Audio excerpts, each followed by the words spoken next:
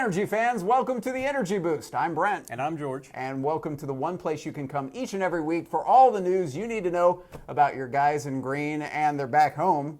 That is the Oklahoma City Energy after a 2-week road trip, and happy to be back in the friendly confines. It's been a while since we've been in OKC. A couple There- of draws on the road in Seattle and Arizona, and Energy FC's got to be happy to be coming home to get 3 points against San Antonio. Happy really to get draws in those games. Not happy, but definitely not disappointed. But yes, they are happy to be back in the friendly confines to take on a San Antonio team that has had their struggles. A lot of kissing of their sisters Yes. over the last couple weeks. And we're not making jokes about Arkansas or Oklahoma or anything like that. We're just talking about ties, and that's how that works. Well, they say, a tie is like kissing your sister, and Energy FC has done a lot of that lately.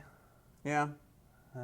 Anyway, awkward. But moving on, they did play Arizona in Arizona over the weekend, and it was a game without a single goal. But when it comes to scoreless games, it's actually pretty exciting. The game played, being a big baseball fan, George, at Peoria instead of Scottsdale. That means the home of the Mariners and Padres, not the home of the San Francisco Giants. Well, that makes a huge difference. Yes, that means lots of pitching or something. I don't know. Sure. But the pitch was actually in really good shape. They shorted up. We can't get away from Seattle. I know. If you It's think about it, always we tied back have in. 2 episodes of Alvin Davis and Harold Reynolds and whomever else. Edgar we mentioned. Martinez. Edgar Martinez. Yes. And now we're back again. Where are we in Arizona? At a place that Jay involves... Buhner is underrated as a Mariner as well. He had one of the shiniest domes in the history of white guys. Yeah, I think there were some references to him in Seinfeld episodes. But anyway, we'll start you off in the 16th minute when Lorendi actually got his save on Sam Garza, the shot, but Lorendi strong in goal throughout this game. Sebastian Dalgard might be playing the best offensively for Oklahoma City right now, but the flying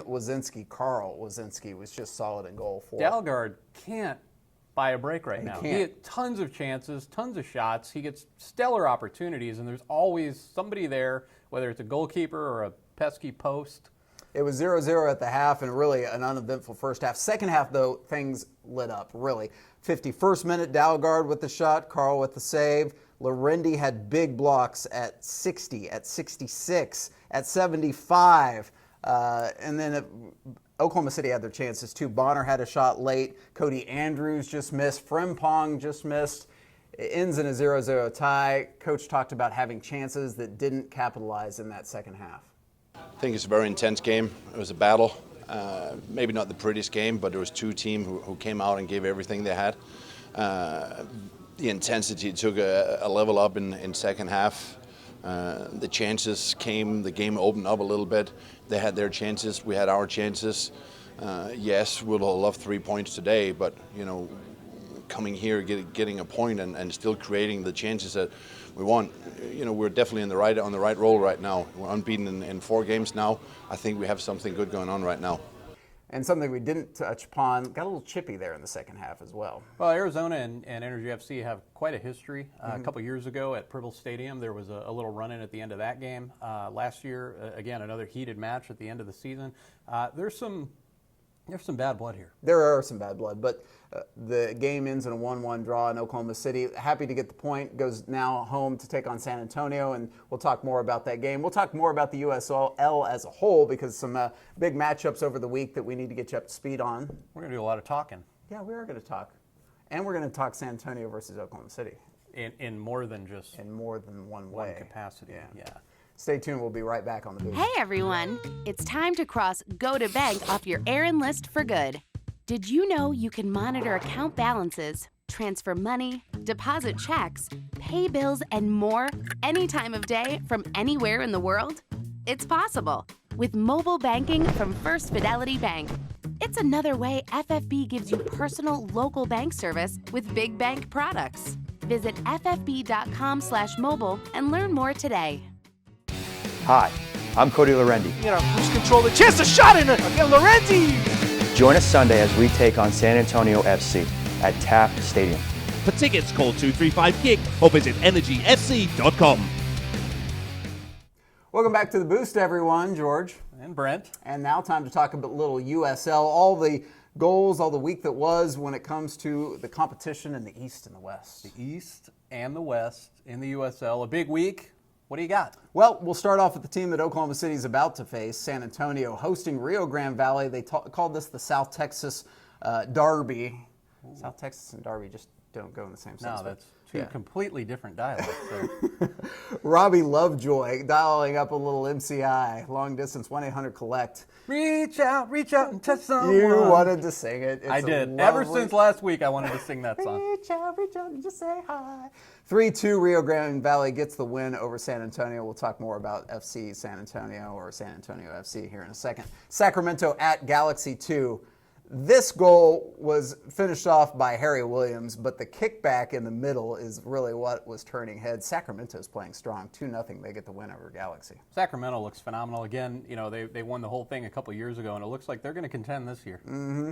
A team that looked good early, but not so much lately, Swope Park taking on St. Louis FC in the town known for its Gateway Arch, and the man known as Bond, Chad Bond. Goes corner pocket on the free kick. Stellar goal. St. Louis is rolling right now. What's up with Swope Park? They come to Taft Stadium. Energy FC beats them 1-0, and they haven't won or even been in the vicinity of a win since. We're a slide starter. Now they're on like a 3-game slide. We're a slide starter. I guess, a slide starter. That's two a good teams, term. I'm putting that one in clip and save right there. Two teams that Oklahoma City will be facing throughout the season, Tulsa and Vancouver. This time the Roughnecks at the Whitecaps Part 2. Watch the footwork here by Caden Chung. Holy moly, skills galore. And guess who finishes off the goal?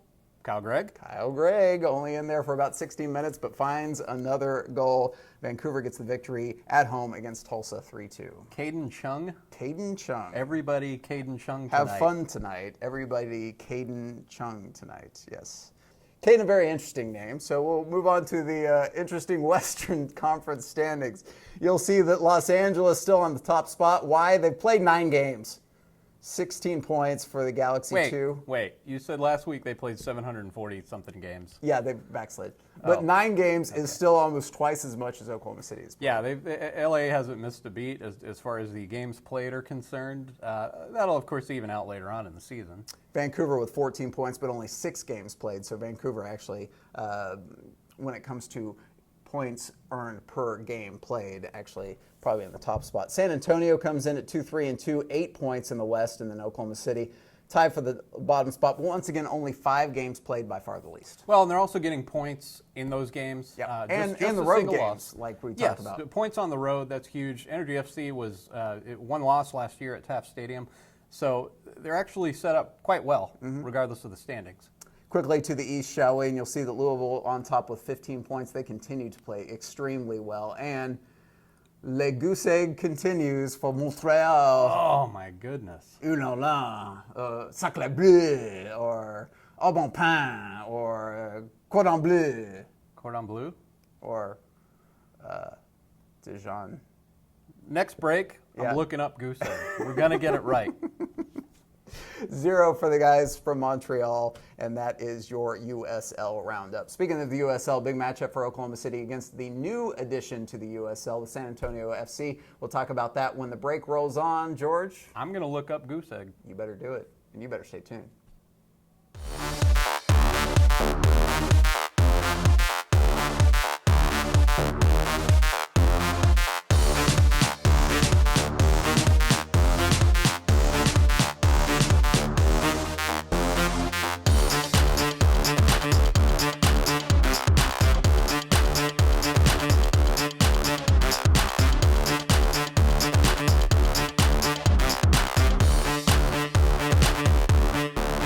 Welcome back to Le Boost, everyone. Je m'appelle Brent. Je m'appelle George. And you are watching the one place to come for all your energy coverage. We have a ruling. Oeuf deux. I'm sorry, one more time. Oeuf deux. It's French for goose egg. Something like that. So our friends north of the border from Canada, Montreal, there. Yeah, exactly. Our friends very close to the southern border of the United States in San Antonio are the next opponents coming here to Taft Stadium. San Antonio FC, a new expansion franchise for the USL, but San Antonio has been a strong market for soccer for a long time. Well, San Antonio has been a huge market in terms of the NBA and hockey and now soccer. It's going to be really interesting. San Antonio's played incredibly well for an expansion team. They started out pretty hot. Now they've kind of slowed a little bit, but a lot of talent on that roster. It could get interesting. I love the pitch they play on, and we'll talk more about that next week as Oklahoma City travels to San Antonio, but they've got a good infrastructure down there. Used to have an NASL franchise, but they've kind of seen the light and realized that the USL is probably the way to go when it comes to maybe going to an MLS franchise down the road. But it's a team that Oklahoma City knows they can't take lightly, because any game here early on the USL conference standings is going to mean a lot when Oklahoma City's chasing 3 points. Well, a conference opponent is something you can never take lightly. And like I mentioned before, San Antonio has played extremely well, so they're going to have to be on this weekend. Oklahoma City, let's be honest, struggling right now offensively, having trouble finding the back of the net with their offensive attack, but the defense has been strong from the beginning, and that's really saving their bacon right now. The defense has been extremely strong. The scoring will come. Danny Koenig's had a number of opportunities, especially over the last couple of matches. Sebastian Dalgard, as we already mentioned, has just seen a ton of chances. Eventually, those are going to fall. And there were so many just near misses in that Seattle game. So many near misses. We showed you off the top of the broadcast with the game in Arizona. Just an inch here, an inch there. It's going to work. Yeah, eventually those balls are going to find the back of the net. And who knows, it might be this weekend. It could be. And it could be a place where Oklahoma City really starts to turn a corner, because they have played very well here at home. Of course, they got their only win of the season so far against Swope Park here. But now San Antonio comes, and it's a early kick, 6 o'clock. 6 o'clock on a Sunday. It's the first Sunday match of the game, first Sunday match of the year.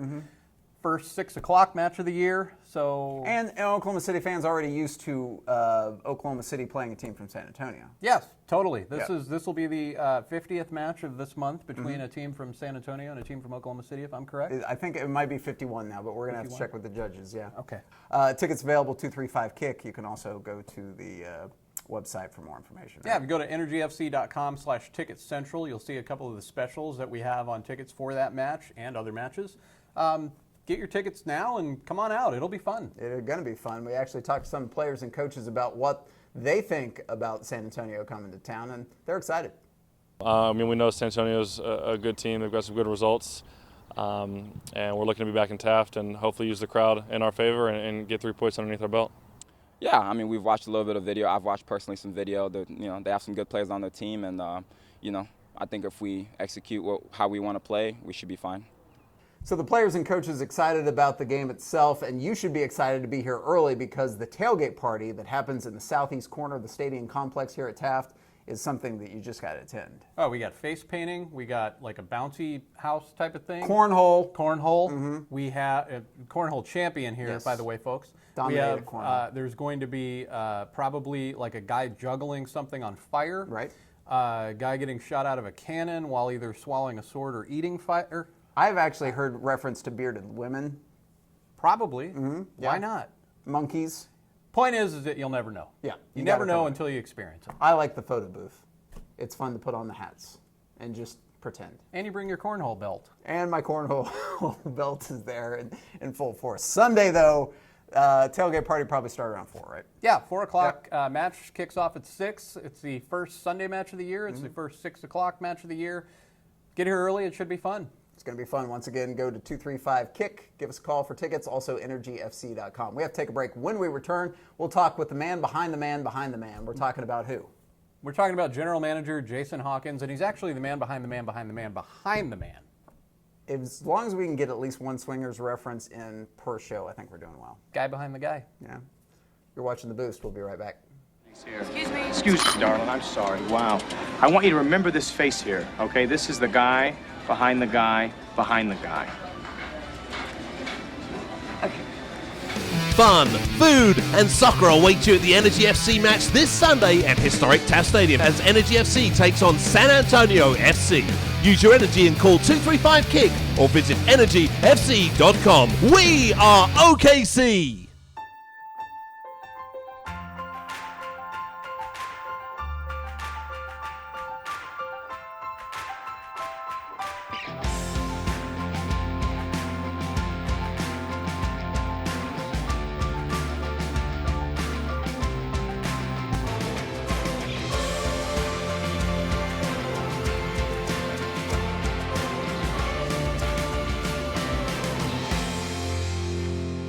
Welcome back to The Boost, everyone. I'm Brent Skarkey. We're joined by the guy behind the guy when it comes to the Oklahoma City Energy, the brains of the outfit, the general manager, Jason Hawkins. How are you, bud? Very good. Thank you for having me. Busy man these days. I know the season has already started. Preseason's busy for you because you've got to get the rosters in place, do a lot of planning when it comes to the schedule and everything. But the work never ends, right? No, really. I mean, as you know, we're always building the roster, always looking. You can always get better, so that really never stops.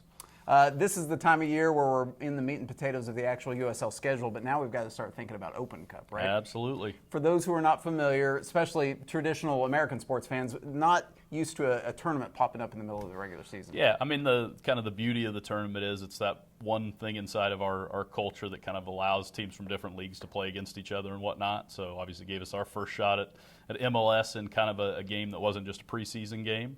And then also, obviously, with us having a PDL team coming in, they weren't eligible this year, but it's a very exciting time even for the amateurs. A lot of really talented players. It's neat for us because it gives us a little more of an in-person chance to look at some of those talented players as well. When you describe the Open Cup, for those who aren't familiar, I've been telling people it's kind of like if every tier of baseball were to be put in a big tournament during the actual season, because you've got the single A, double A, triple A, and the major league teams all playing in basically what can. Yeah, absolutely. So obviously there's a lot of different size markets out there that maybe as they put a team in the market, they're the top team in that market. So they are kind of the MLS team of that market. But a lot of guys trying to prove themselves too. So yeah, I mean, you go all the way up from the MLS, all the way down to amateur players. So even some of those promising collegiate players that, you know, they're really kind of moving into their summer league, but the Open Cup gives them a good chance to get seen as well. As we talk right now, we don't know exactly who Oklahoma City will play in the first round and then in the second round, but there's a pretty good shot we will have a home game here at Taft Stadium for the Open Cup at some point, right? Yeah. I mean, they draw for each round, so as the submittals get put in, a lot of times it depends on who's won and what regional matchups start to look like, because they do try and keep it regional. Just like when we launched with Tulsa a year ago and said how those rivalries were. Again, a lot of times in those markets, a PDL team that's close to you, they're itching for that chance to kind of get at you. So it's a great chance for everybody to kind of see each other, and it creates some neat Cinderella stories sometimes, and then sometimes obviously the usual kind of plays out as you would expect it to through the tiers. So you never know in a single game format like that what can happen. We all know it's kind of a crazy game, so we go into it with confidence and go into to win, no matter what level or round we're at that point. And you know, everybody still wants the crown at the end of it. And when it comes to a fan perspective, you've got extra games on the schedule. You can attend middle of the week games. Might be perfect for a family because a lot of those will be at a time when they can get out there and attend too, right? Yeah, and again, a lot of times you'll even start to see maybe some players from a local market. Maybe they were in a college. So if I was to use our PDL team as an example, some of those guys that might have not gotten seen on that first team stage yet, even if it's just because they can't sacrifice their college eligibility, they're back in the home market. So there's a lot of times a lot of fans coming out for that to see those guys match up and also kind of get their shot. Speaking of markets, let's talk about the USL, because Oklahoma City playing an expansion franchise in essence for the USL, but really a franchise that's been there for a little while. They were in the NASL in San Antonio. Is it the same ownership? Is it the same group that has kind of transferred leagues? No, really.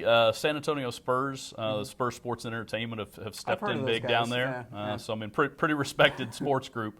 And again, they really saw the future of soccer. Obviously, they're in multiple sports down there. I mean, obviously, knowing this weekend, really what you're talking about is NBA basketball, but people don't necessarily know that they have hockey teams and those types of things. So it's a great sports market, but it's also another kind of regional rivalry for us. Like I said, you know, the theme for this weekend for the city is kind of beat San Antonio, isn't it? Definitely is. And I bring up San Antonio from an expansion standpoint. It talks to the strength of the USL right now. More and more teams are coming in. We see expansion down the line. Reno's getting a team next year. And the health of the USL right now. Yeah, probably the most interesting, I don't know if stat's the right word or fact, though, when I look at all the ownership groups that are coming in, it's really guys who've been in professional sports and entertainment for a long time. So whether you're talking about Cincinnati, who's putting up some huge numbers. 20K plus in attendance one game. Yep, and so you're talking about the guy who owned the Cincinnati Reds there. Again, Spurs Sports and Entertainment. And really what it tells you is, I mean, those guys see what the future of soccer is. And so it's nice, though, to have their experience in terms of just being able to put on major events and grow out a league. It's been great to have them around. And from a personal background on your standpoint, you're from Oklahoma, you grew up here, and a lot of the soccer institution is either from Europe or from Mexico. To see soccer grow right now in the United States, it's got to be special for you because you've been a soccer guy your entire absolutely. life. Well, probably the coolest thing is just talking to colleagues who are still in the market, still giving back. I was just talking with the UCO head coach a day or two ago, which many might not necessarily know it, but I mean, he's in the USL Hall of Fame from years back. We were just having a conversation about, wow, look at where the league is at now, and he takes some ownership in that, some pride in having been back at the roots before it really formalized. But yeah, I mean, it's everybody from the city is so excited about where this thing is at and where it's going with the energy and even just with the growth of the game overall as well. We've always, for a long time, Oklahoma City had kind of that minor league town cliche, and a lot of the nation now is looking up and taking notice and saying, wow, look at all these great things going on in Oklahoma City, whether it's soccer, whether it's the Rapids, whether it's obviously the Thunder. They kind of led the way with that a little bit, but there's a lot of great things that are really making it a big league town. It's a big league town. We're coming online at the right time with our expansion into other big league sports, but also coming in at the right time for soccer too, as the MLS continues to talk expansion. It could happen, and that could be an entire different conversation, but it really is kind of a golden era for soccer right now, not just in Oklahoma City, around the country. Yeah, whether you're looking at, corporate sponsorship money in terms of where, businesses are coming in and whatnot, it's amazing to look at the trend lines and see where that money is being put into the sport, whether that's investments back into the community. So, Taft Stadium's a great example of that. So the community is really benefiting from that. But, yeah, there's huge investments all going on, and all because of the game. All right, we need to get more Open Cup information. We need to get more information on games in the USL. We can go to the website, energyfc.com, and get all that information. Jason? Very good. Appreciate you Appreciate being you part of the having me. boost. Yeah, Jason Hawkins, the general manager of the Oklahoma City Energy. Of course, go to that website for more information. And that's going to do it for this edition of The Boost. Thanks for tuning in. Join us again next week with all the information you need on your guys in green. I'm Brent Skarkey for George. We'll see you next week, everyone. Beat San Antonio. I like it.